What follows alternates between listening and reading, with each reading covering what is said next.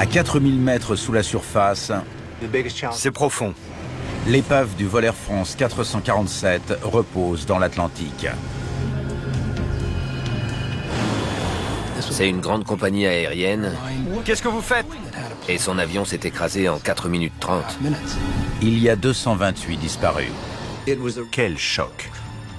Il faut contacter immédiatement les contrôleurs aériens au Brésil et au Sénégal. L'enquête s'annonce très difficile. Donc il fallait absolument comprendre pourquoi cet accident avait pu se produire. L'explication la plus simple, c'était celle de la bombe. Ça fonctionnait. L'épave contient forcément des réponses. Stop, stop. Mais où est-elle? Il a fallu faire l'impossible.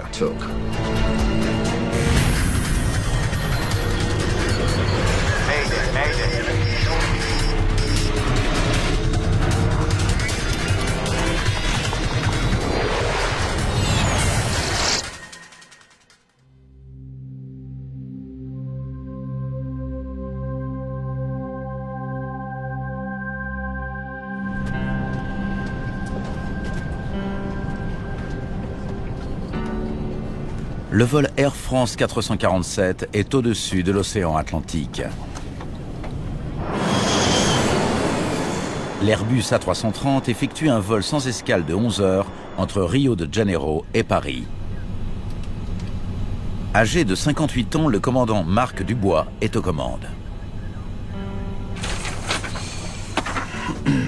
Voilà les nouveaux tafs. C'est un des commandants de bord les plus expérimentés de la compagnie aérienne. Qu'est-ce qu'on voit mal dans cet avion avec ses éclairages? Le copilote Pierre-Cédric Bonin a 32 ans et vole sur A330 depuis environ un an. On arrive à Intol.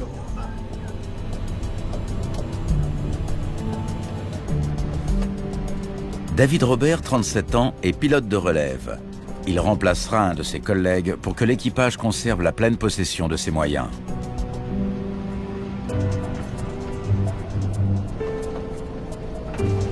Il y a 216 passagers à bord de ce vol de nuit, dont un cadre canadien, Brad Clemess. J'avais discuté avec mon frère le dimanche matin. On avait parlé des enfants jusqu'à ce qu'il embarque. Comme tous les gens qui volaient énormément, il était tout le temps entre deux avions. Et je crois que c'était quelque chose qui lui plaisait. Le pilote automatique maintient l'avion à 35 000 pieds.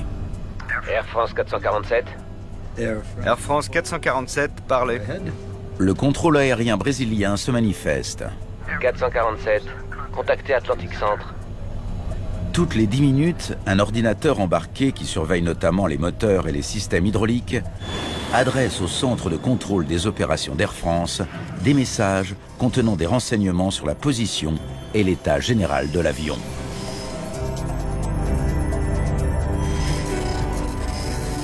Ces messages de maintenance ont pour objectif tout simplement d'aider les équipes au sol qui attendent l'arrivée de l'avion, d'aider ces équipes à préparer les interventions qui seront éventuellement nécessaires sur l'avion avant qu'il reparte.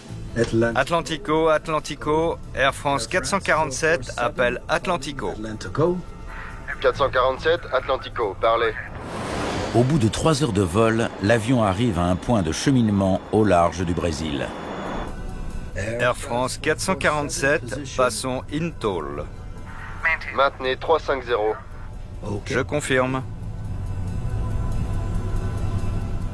Donc, on a un truc droit devant. Oui, j'ai vu ça.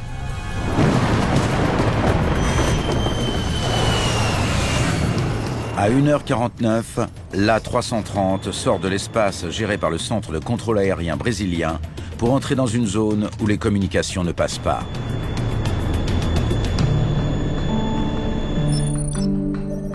Deux heures plus tard, un aiguilleur du ciel appelle l'avion depuis le Sénégal. Air France 447, ici Dakar. Vous me recevez? Air France 447. Ne recevant pas de réponse, il prévient la compagnie aérienne. Ici Dakar. Vous avez des nouvelles du 447? Négatif. Patientez, s'il vous plaît.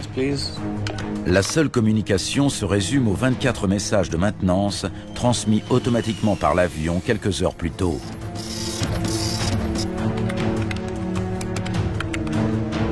Un technicien d'Air France essaie d'entrer en contact avec l'avion, mais son message lui revient.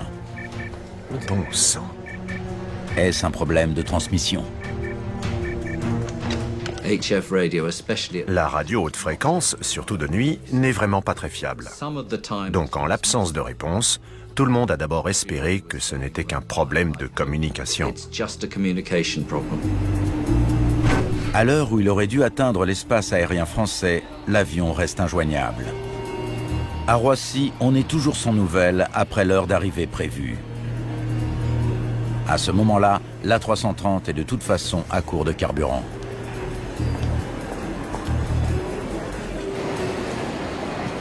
Air France informe les familles que l'appareil s'est certainement abîmé en mer. Je nourrissais l'espoir infinitésimal qu'il avait pris un autre vol. On n'était pas sûr à 100% qu'il n'était pas dans un autre avion. La disparition mystérieuse du vol Rio-Paris est annoncée officiellement dans l'après-midi du 1er juin. Quel choc pour moi et pour l'ensemble du secteur aérien d'apprendre qu'un avion aussi moderne qu'un Airbus A330, appartenant à une compagnie de stature internationale comme Air France, avait disparu sans prévenir. La recherche de survivants commence aussitôt dans l'Atlantique. L'avion avait disparu 11 ou 12 heures plus tôt, sans passer le moindre appel. C'est l'un des pires accidents de l'histoire de l'aviation commerciale. Un avion de passagers à la pointe de la technologie a disparu et 228 personnes sont décédées. Je leur ai dit la vérité, c'est-à-dire que les perspectives de retrouver des survivants sont très faibles. Le chef de l'État ne cache pas son pessimisme. La mission confiée au BEA, le Bureau d'enquête et d'analyse pour la sécurité de l'aviation civile basé au Bourget, paraît simple.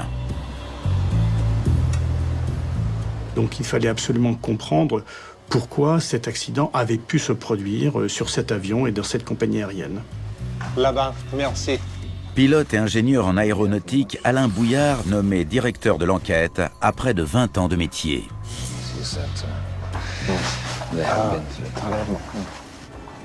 Ayant fait d'autres enquêtes importantes comme Concorde, j'étais conscient qu'une enquête est difficile, mais j'étais serein et je me suis entouré de personnes qui avaient la capacité à m'apporter toutes leurs compétences dans ce domaine. Un spécialiste des systèmes avioniques, Léopold Sartorius, intègre l'équipe. On s'attendait dès le début à une enquête longue, compliquée. Il faut contacter immédiatement les contrôleurs aériens au Brésil et au Sénégal. Première priorité, retrouver l'avion. Il avait disparu en dehors des écrans radars, sans message de détresse, et pendant plusieurs jours, aucune trace à la surface de l'océan.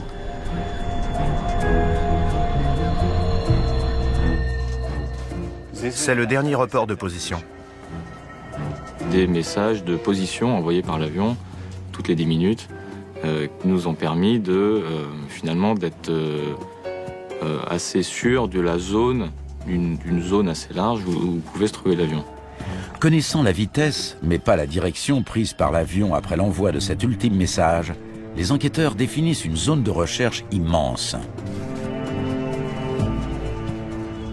Commençons ici. Elle s'étend sur des milliers de kilomètres carrés. Des appareils aériens et maritimes la sillonnent à l'affût du moindre signe de l'A330.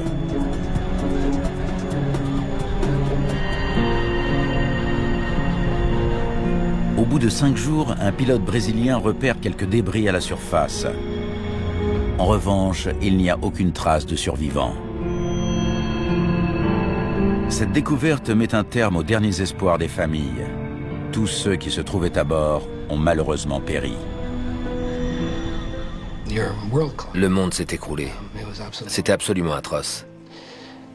C'était quelqu'un de formidable, on était très proches. On ne peut rien imaginer de plus terrible. Toutes les familles des disparus ressentent à peu près la même chose. Et toutes ont besoin de réponses.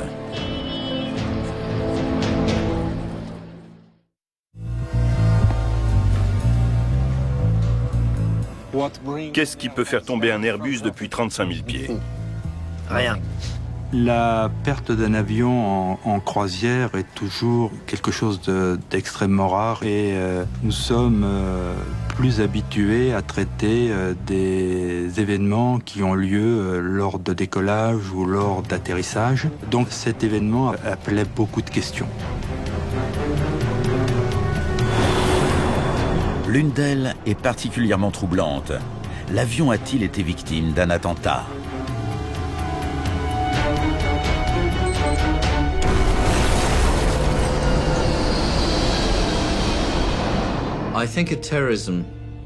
Le scénario de l'acte terroriste était tout à fait plausible.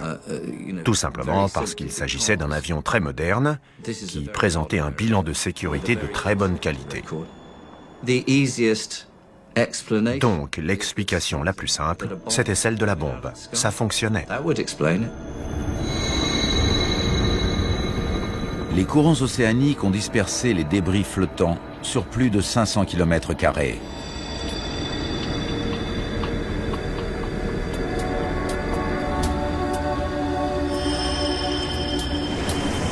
Chacun d'eux est soigneusement répertorié et photographié avant d'être expédié à terre pour analyse.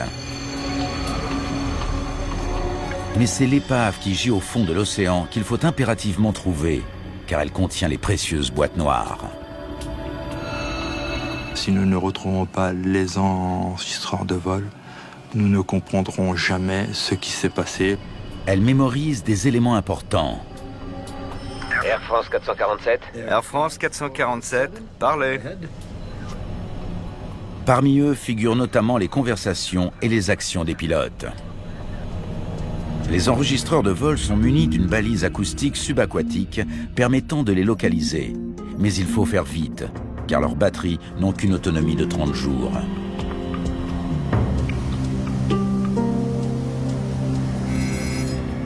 Difficulté supplémentaire, l'océan Atlantique atteint par endroits 4500 mètres de profondeur. Le Titanic n'a pas sombré aussi bas.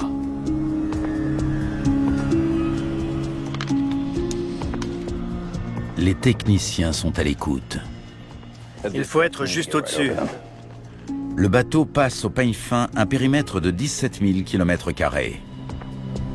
Était tombé, c'était une zone immense. Nous avions engagé une véritable course contre la montre pour pouvoir travailler dans les délais de 30 jours. Pendant ce temps, certains enquêteurs se penchent sur les seules preuves à leur disposition.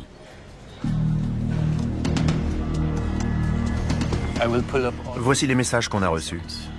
Il s'agit des 24 messages de maintenance du système d'information et de communication baptisé ACARS. C'était le premier accident grave d'un avion de ligne moderne où on avait les données ACARS. Le contenu des messages ACARS est hautement technique et n'a pas vocation à garder une trace de ce que l'équipage a vu, dit ou fait. D'avoir que des messages de maintenance pour travailler, c'est vraiment inhabituel. Donc c'était vraiment des informations parcellaires et qui nous donnaient en fait très peu d'informations. Néanmoins, une piste se dessine. Il y a un problème de tube pitot. Un des messages de maintenance indique une défaillance de l'appareil de mesure de la vitesse air, le tube pitot. C'est vraiment la première pièce du puzzle que ces messages ACARS nous ont donné. On savait qu'il y avait eu des problèmes de bouchage de tube pitot. Quand l'air s'engouffre à l'intérieur, ces petits capteurs cylindriques installés sur le fuselage calculent la vitesse air. Mais ils tombent parfois brièvement en panne. Dans un environnement avec des cristaux de glace très denses, Tous les cristaux ne rentrent dans le tube et finalement empêchent l'air de rentrer à la place. Air France avait entamé le remplacement des tubes Pitot pour éviter ce genre de désagrément. Les tubes gelaient en permanence. Agaçant, mais pas dangereux. En effet, cet incident est loin d'être catastrophique. Un pitot ne fait pas s'écraser un avion. D'autant que les pilotes savent gérer un bouchage. La compagnie avait diffusé auprès de ses pilotes un OSV, un bulletin d'information décrivant le phénomène et la conduite à tenir. Regardez. Conclusion, à elle seule, l'obstruction des tubes Pitot n'explique pas le drame. Ces messages n'aident guère. Nous avions eu ces certitudes très vite et qu'il nous fallait chercher ailleurs.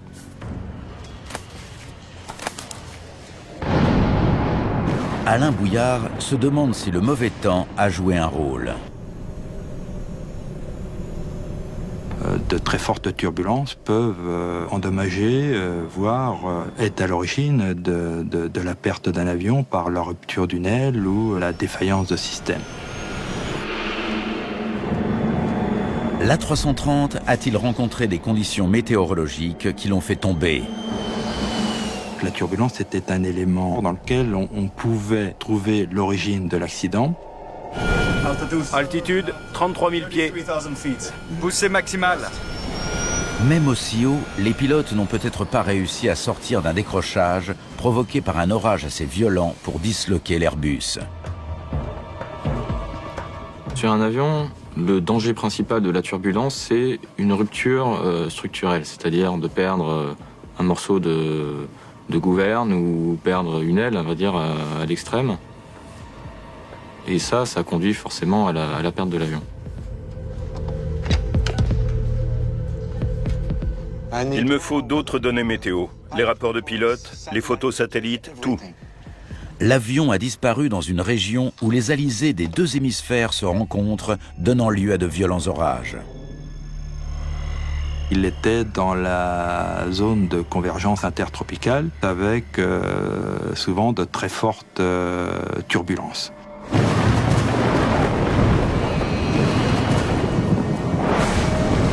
La même nuit, des avions se sont déroutés à cause du temps. Mais quelle météo l'A330 a-t-il affronté? Quelles étaient les conditions réelles, quel était l'environnement réel de cet avion? C'était une véritable question. En plus des turbulences, les orages s'accompagnent d'autres dangers, comme la foudre. Nos instruments tombent en panne. Si toutefois il devait y avoir un défaut d'isolation de l'avion et que des systèmes étaient perturbés, on aurait très probablement eu des problèmes sur beaucoup plus de systèmes que ça n'a été le cas. La foudre n'a donc pas fait décrocher l'avion.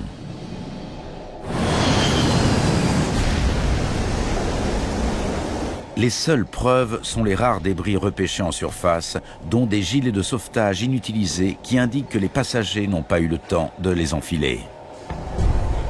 La récupération des gilets de sauvetage dans leur emballage d'origine nous a permis de comprendre que l'événement s'était passé de façon très vite et que les passagers n'avaient pas été préparés à cet impact avec la surface de l'eau. La catastrophe aurait donc été soudaine. Sauf que d'autres débris indiquent tout le contraire. La récupération de l'empennage était un élément très important. La nature des ruptures pourrait receler des indices importants quant au moment où la queue s'est arrachée. La nature des ruptures était tous statiques. Il n'y avait pas de traces de fatigue. Ça vient du choc avec l'eau. Cet empennage était fixé au fuselage au moment de l'impact. Il ne s'était pas rompu en vol. Si l'A330 a conservé son intégrité jusqu'à l'impact, ce ne sont ni des turbulences ni une bombe qui ont provoqué sa chute. L'enquête n'a donc pas progressé d'un pouce.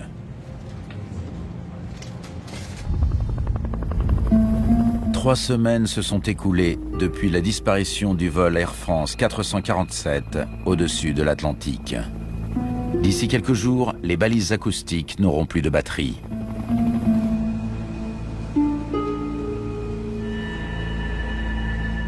Les enquêteurs s'intéressent à un fragment des galets, la cuisine de bord en jargon aéronautique.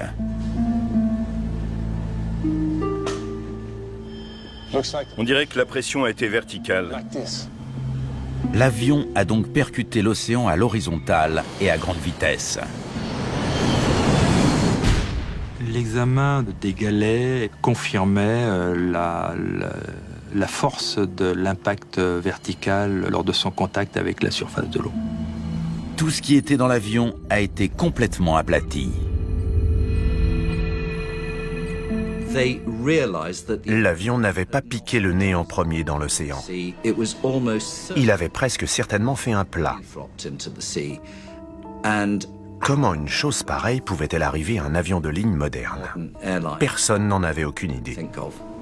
Dans ces conditions, retrouver les enregistreurs était essentiel pour comprendre et expliquer pourquoi cet accident était arrivé. Au 30e jour des recherches, partant du principe que les balises ont cessé d'émettre, les enquêteurs poursuivent l'exploration à l'aide de sonars ultra performants. Dorénavant, nous ne pouvions plus utiliser que des sonars pour pouvoir détecter les masses métalliques au fond de l'océan et d'avoir une chance de localiser l'épave. Mais le relief sous-marin très accidenté complique le travail. Un périmètre de recherche pareil, c'était du jamais vu. En gros, on fouillait une surface aussi étendue que la Suisse et avec le même dénivelé que les Alpes. En plusieurs mois de recherche, le sonar balaie plus de 22 000 km² de fonds océaniques sans obtenir le moindre résultat. L'absence d'enregistreurs de vol et d'épave a été ressentie comme un grand moment de frustration et un échec de l'enquête technique. Pour nous, c'était inconcevable de perdre un avion de ligne au XXIe siècle, de ne pas comprendre, ne serait-ce qu'approximativement, pourquoi 228 personnes étaient mortes. Déterminé à réussir, le BEA fait appel aux sous-marins autonomes qui ont permis de découvrir le Titanic. C'était la première fois que ces sous-marins exploraient un tel relief, à une telle profondeur et à la recherche de quelque chose d'aussi petit. L'A330 est gros, mais au fond d'un océan, il est minuscule. Si minuscule qu'il reste introuvable. À croire qu'il a disparu sans laisser de traces.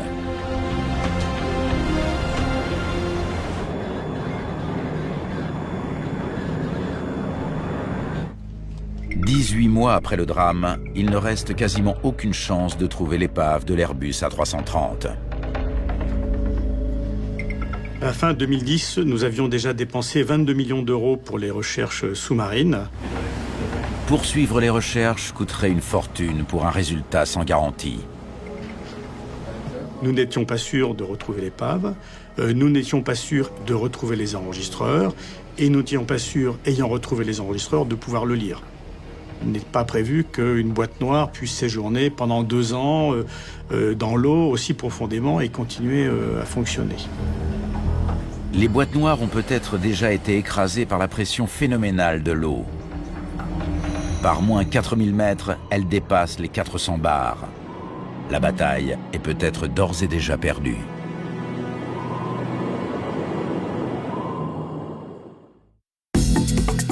Tout de suite, la suite. Votre soirée sur National Geographic Channel et Nat Geo Wild. À 20h40 sur National Geographic Channel, l'erreur est humaine. Mais à 10 000 mètres d'altitude, elle peut être fatale. Bilan dans Frayeur en plein vol. Et à 20h35 sur Nat Geo Wild, bienvenue dans un univers fascinant. Lumière sur l'océan vous entraîne au cœur d'un extraordinaire spectacle sous-marin. Bonne soirée sur National Geographic Channel et Nat Geo Wild. Dans les années 90, on est tous devenus Friends. Retour sur The 90s, la décennie des connexions en novembre sur National Geographic Channel.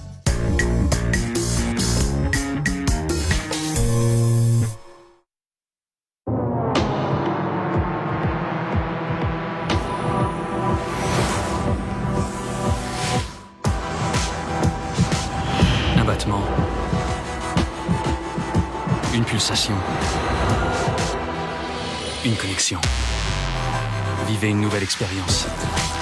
Nouvelle Nissan Pulsar, votre 6e sens.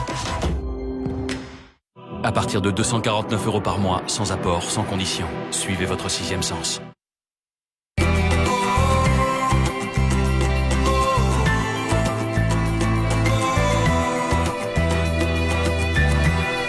Vos plus beaux souvenirs vous attendent ici.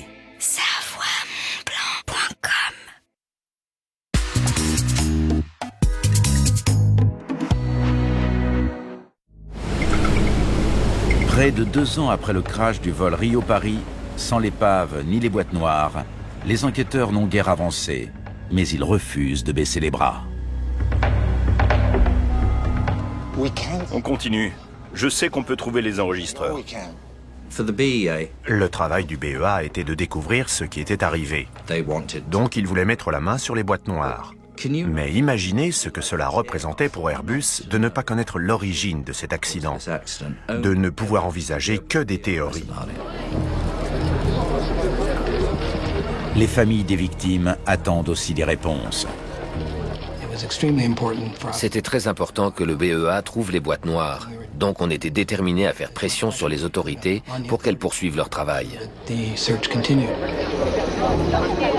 Le 25 mars 2011, le BEA lance une dernière phase de recherche à l'aide de sous-marins autonomes en concentrant les efforts dans un rayon de 74 km autour de la dernière position connue de l'avion.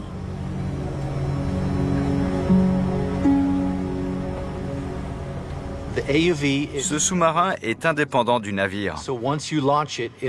Une fois lancé, il remplit sa mission de 20 ou 24 heures, quelles que soient les conditions météorologiques. Au bout d'une semaine, le sous-marin autonome envoie une image sonare d'une structure gigantesque. Le pari d'Alain Bouillard va peut-être rapporter gros. On dirait un avion.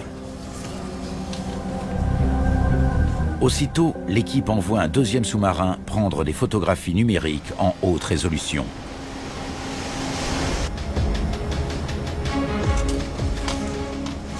Je n'y croyais plus.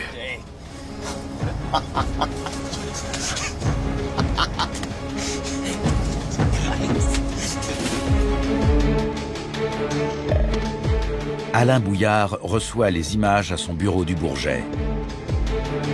Cela fait 2 ans qu'il attend ce moment.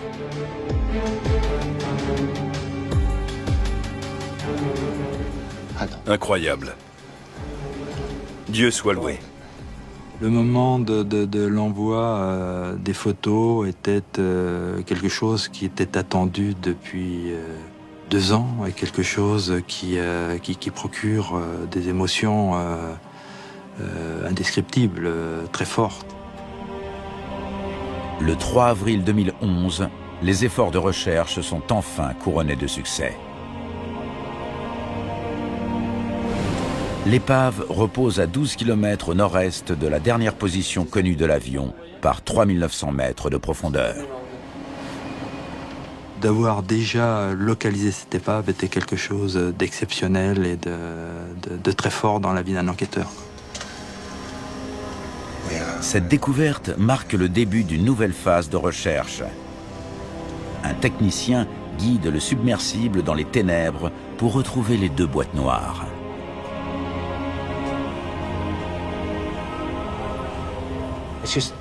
On aurait dit une décharge avec des débris d'avion un peu partout. Des morceaux empilés les uns sur les autres, des bouts de revêtement du fuselage, les moteurs.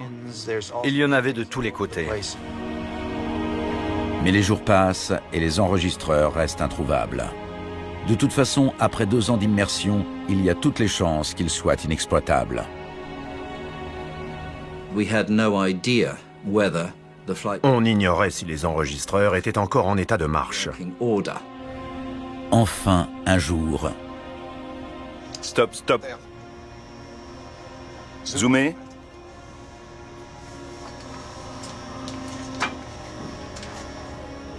Incroyable. Absolument incroyable.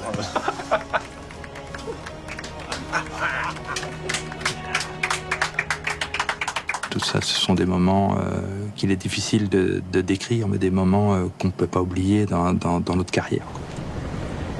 Un submersible remonte l'enregistreur de paramètres, puis l'enregistreur phonique. Quand les boîtes noires ont été sur le bateau, des gendarmes les ont mises dans des conteneurs. Tout le monde retenait son souffle.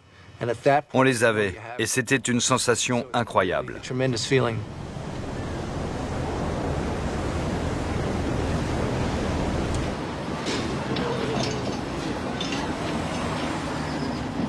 Les gendarmes apportent les enregistreurs au laboratoire du BEA.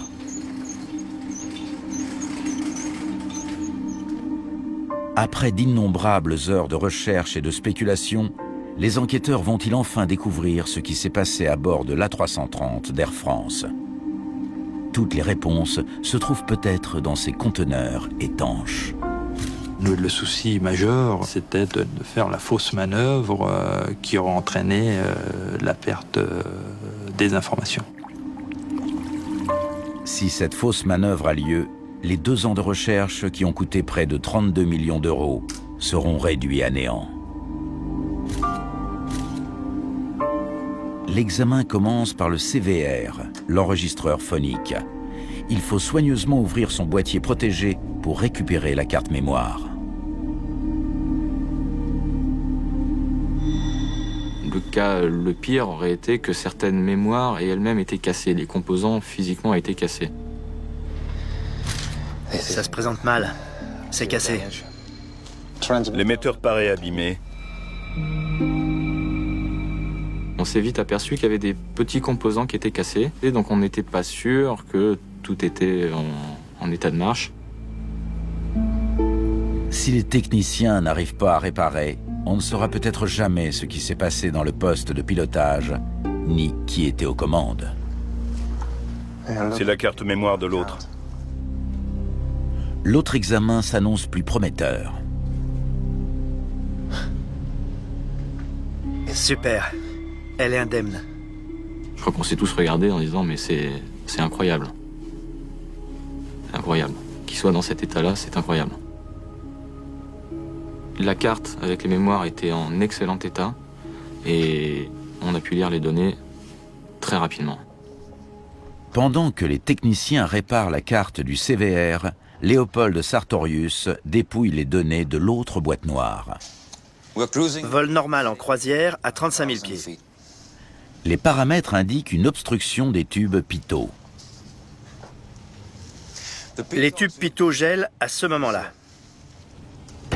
Ils donnent alors des vitesses air incohérentes qui entraînent comme prévu la déconnexion du pilote automatique. Le pilote automatique se coupe et un homme prend les commandes. Les pilotes sont prévenus par un signal sonore très bruyant qui peut surprendre. Ça a été le cas cette fois-ci. Et c'est la réaction de l'équipage à cette alarme qui est la clé de tout ce qui a suivi. L'équipage sait qu'un tube pitot se purge en 1 à 2 minutes. Le bouchage n'a duré que 56 secondes. Après, les indications de vitesse air sont redevenues normales. En attendant, il suffit de maintenir l'avion en palier. L'avion ne sait pas que vous ignorez quelle est la vitesse air. Il a simplement besoin de puissance pour continuer à voler en palier. Il ne reste pas en palier. L'homme qui était aux commandes a fait se dresser le nez. Il a paru à la déconnexion du pilote automatique des actions accabrées de forte amplitude par le pilote en fonction. Il monte de plus de 2500 pieds. Si on redresse le nez, l'avion monte et il ralentit. Ici, la vitesse baisse de plus de 90 nœuds en moins d'1 minute, ce qui déclenche une alarme de décrochage. Cette situation d'action accabrée à cette altitude ont amené très rapidement l'avion dans une situation de décrochage. Le décrochage se produit lorsque la portance devient insuffisante. C'est les actions des pilotes qui ont amené l'avion au décrochage. Il tombe à plus de 12 000 pieds par minute. Inexplicablement, le pilote a continué de tirer sur le manche alors qu'il aurait dû faire l'inverse pour retrouver vitesse et portance. Plus on redresse le nez, plus on réduit la portance. C'est ce qui est arrivé au vol Air France 447. On avait un avion qui était pratiquement en train de tomber comme une pierre. Seul l'enregistreur phonique, le CVR, peut révéler pourquoi on en est arrivé là. Dans notre laboratoire, il y a eu quelques heures d'angoisse, puisque nous n'étions pas sûrs de pouvoir lire les enregistreurs. Après tous ces efforts, tout cet argent dépensé... Il marche? Mystère. Les enquêteurs n'ont plus que cette carte à jouer. C'est leur dernier espoir de faire toute la lumière sur l'accident le plus meurtrier de l'histoire d'Air France. Tout dépend désormais des réparations effectuées sur un petit circuit intégré.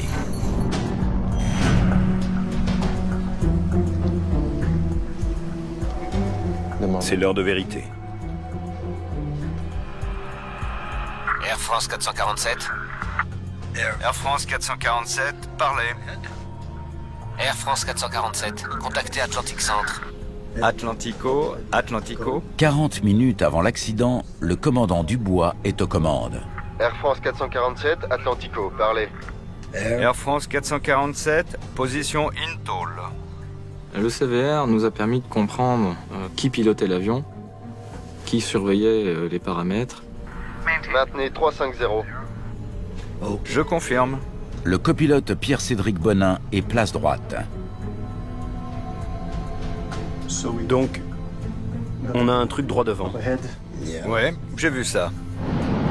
L'avion se dirige vers un orage. On dirait qu'on va rentrer dans la couche.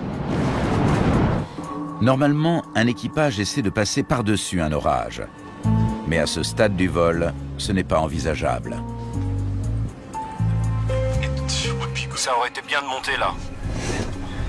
Oui. À 35 000 pieds, l'air n'est pas assez dense pour que l'avion rempli de carburant puisse prendre de l'altitude. Il n'y a que deux solutions. Traverser la zone de mauvais temps ou la contourner.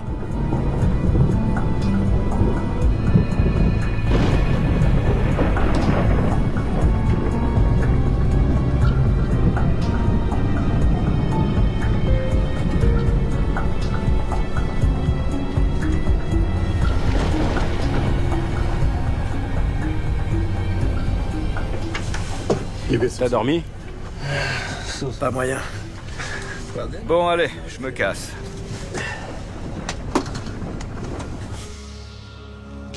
Le commandant de bord prend son temps de repos. Le copilote David Robert le remplace. Il compte près de 4000 heures de vol de plus sur A330 que son collègue, lui aussi copilote. David Robert est place gauche. Pierre-Cédric Bonin, le pilote en fonction, est place droite. Quelques minutes avant l'accident, le commandant est parti se reposer. Tu veux pas altérer un peu à gauche éventuellement? Mais lequel de ces deux hommes est aux commandes? Excuse-moi? Tu peux prendre un peu à gauche? Au vu du comportement de ces deux hommes après le départ du commandant, on avait l'impression qu'il n'y en avait pas un qui était clairement en charge et un autre qui était clairement en renfort. Ce manque de clarté prend une importance particulière lorsque l'avion heurte des cristaux de glace. Les particules bombardent l'avion. et elle bouche les tubes pitot. Les cristaux de glace remplissent les tubes et les indications de vitesse air deviennent erronées.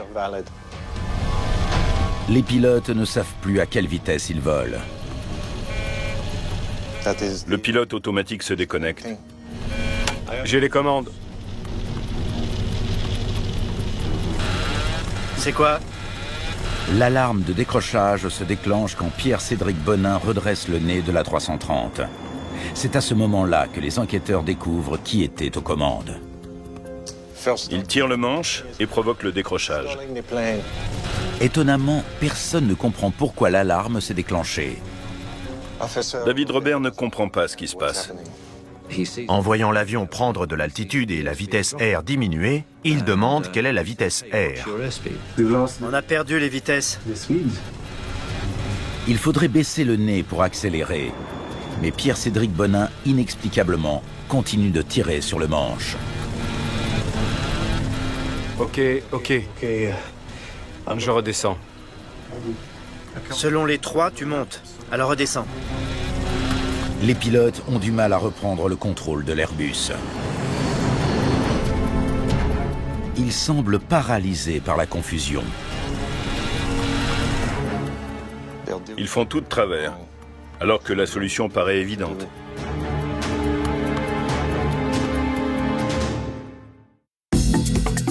Tout de suite, la suite.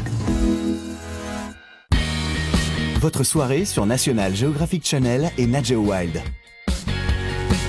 À 20h40 sur National Geographic Channel, l'erreur est humaine. Mais à 10 000 mètres d'altitude, elle peut être fatale. Bilan dans Frayeur en plein vol. Et à 20h35 sur Nat Geo Wild, bienvenue dans un univers fascinant. Lumière sur l'océan vous entraîne au cœur d'un extraordinaire spectacle sous-marin. Bonne soirée sur National Geographic Channel et Nat Geo Wild. C'est le retour de Brain Games. Testez votre cerveau avec d'incroyables expériences et ouvrez les portes d'un nouvel univers. Préparez-vous à être déstabilisé et à changer complètement de perspective. Ne vous fiez pas aux apparences. Nous allons tendre des pièges à votre cerveau. Nous allons dynamiter toutes vos certitudes. Brain Games, tous les vendredis à 20h40 sur National Geographic Channel.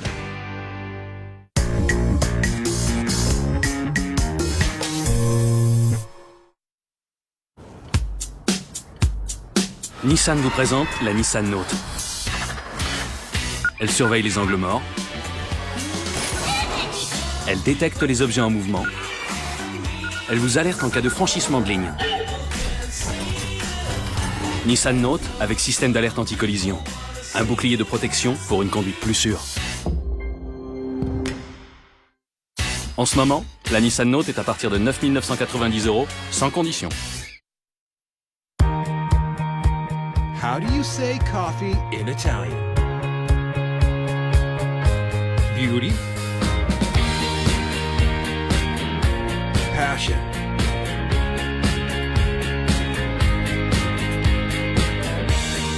Taste.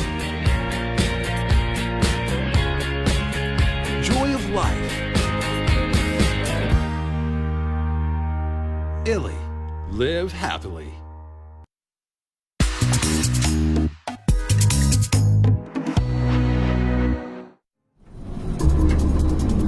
Pour éviter qu'il arrive quoi que ce soit aux 216 passagers, David Robert appelle le commandant. Pierre-Cédric Bonin pousse la manette des gaz au maximum, mais sans résultat. Tu comprends ou pas ce qui se passe? J'ai plus le contrôle de l'avion. Ici, il tombe à plus de 6200 pieds par minute. Il leur reste environ 2 minutes pour comprendre ce qui arrive. David Robert décide de prendre les commandes. Commande à gauche. Il essaie de faire baisser le nez, la procédure à suivre pour sortir d'un décrochage, sauf que Pierre-Cédric Bonin, lui, continue de tirer sur ses commandes. Ils peuvent utiliser leur mini-manche en même temps. Et si les deux vont dans des sens différents, ils vont avoir tendance à s'annuler l'un l'autre. Le fait que les pilotes aient parfois exercé une action différente, voire opposée sur les commandes, est très surprenant. Ni leurs réflexions ni leurs actions n'étaient coordonnées. 1 minute 30 après le début du problème, le commandant arrive. Qu'est-ce que vous faites? On a tous perdu le contrôle de l'avion. On comprend rien, on a tout tenté. Comme ils ne comprenaient pas la situation dans laquelle ils se trouvaient, ils se sont fiés à leur instinct qui leur disait de prendre de l'altitude, de relever le nez de l'avion pour arrêter de chuter. Marc Dubois scrute les instruments. Qu'est-ce qu'il faut faire? Là, je sais pas, ça descend. Le commandant n'a pas le temps d'analyser la situation. 9000 pieds. Remonte, remonte, remonte, remonte. Mais je suis à fond à cabrer depuis tout à l'heure. Marc Dubois comprend enfin que Pierre-Cédric Bonin provoque le décrochage en tirant sur le manche. Non, ne remonte plus! Mais quand ils comprennent, c'est trop tard. L'avion n'a plus assez de portance pour sortir du décrochage. À 2000 pieds, les capteurs repèrent la surface de l'océan et déclenchent de nouvelles alarmes. On va taper. C'est pas vrai. Mais qu'est-ce qui se passe? L'A330 percute l'océan à près de 200 km/h. La première écoute de l'enregistreur de conversation du cockpit a été un moment très fort et qui nous a laissé sans voix.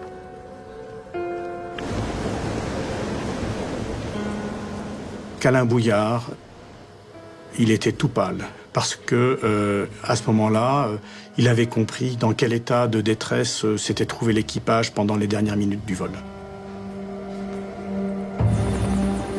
À l'été 2011, les équipes chargées du sauvetage récupèrent 104 corps dans l'épave du vol Air France 447, dont celui de Brad Clemess.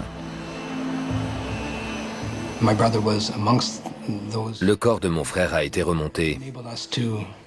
On l'a ramené chez nous et on a célébré un office en bonne et due forme pour lui faire nos adieux. Cela nous a aidés.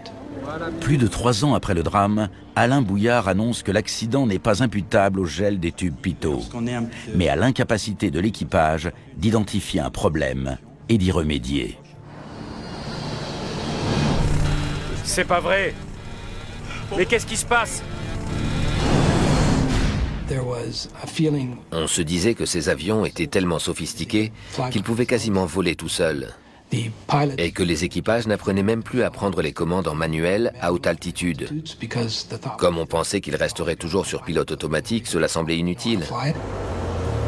Aujourd'hui, les pilotes apprennent à faire face à des indications d'anomalies de vitesse et à sortir d'un décrochage en haute altitude. Les compagnies aériennes doivent être prêtes à investir plus d'argent dans l'entraînement au pilotage manuel et dans l'amélioration des connaissances de leurs pilotes. L'accident du vol Air France 447 montre qu'on ne peut plus s'en dispenser. Il faut que cela change.